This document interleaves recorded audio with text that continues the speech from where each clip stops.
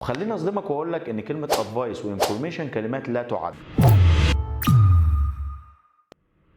ناس كتير لما بتيجي تتكلم تقول لك I'll give you an advice or I will ask for an information. وخليني اصدمك واقول لك ان كلمه advice وانفورميشن كلمات لا تعد. في العربي بنعدهم نصيحه ومعلومه، نصيحتان، معلومتان، وهكذا، ولكن في الانجليش ما بينفعش نعدهم، فما ينفعش بالتالي استخدم معاهم لا ولا ان ولا احط لهم اس في البلورال لان ما لهمش بلورال اصلا. لما اجي اعد دلوقتي عاوز اقول لك نصيحه او عاوز اقول لك معلومه، اقولها ازاي بالانجليش؟ هقول لك give me a piece of advice او give me a piece of information. ايه ده؟ يعني انا اتعامل معاهم زي اللحمه؟ بالظبط، اتعامل معاهم زي اللحمه والجبنه والحاجات دي كلها. a piece of cheese, a piece of meat, a piece of advice, a piece of information. وبس كده، معلومه على السريع تفرق معاك جدا وانت بتتكلم. ونشوفك في فيديو جديد. بس قول لنا ايه الكلمات اللي انت لحد النهارده لسه شاكك اذا كانت تعد ولا لا تعد. اكتب لنا في الكومنتس واحنا نرد عليك بايه اذا كانت تعد ولا لا تعد.